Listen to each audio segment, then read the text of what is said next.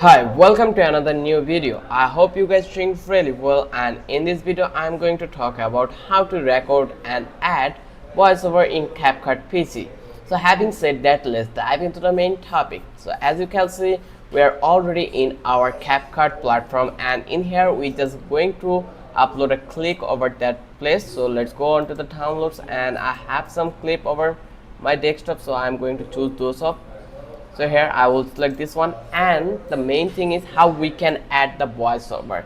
So the process is really simple. As you can see, we don't have any audio in this video, so as you can see it.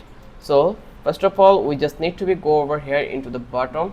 You can see we have this option called voiceover. Just click over here. Once you click over here, now you can see we already get a pop-up box in the right corner, and here we can record our voiceover. Just click over here and let's go. Hey, I hope you guys doing really well. If you watch the video, then don't forget to subscribe our channel and don't forget to hit the like button. So now let's check this out and let's see the result. Is it really work or not? So let's play it. Watch the video, then don't forget to subscribe. As you can see that our voiceover is working perfectly, and it has been added in the clip, under the clip. So I hope you understand how you can add the voiceover in your CapCut.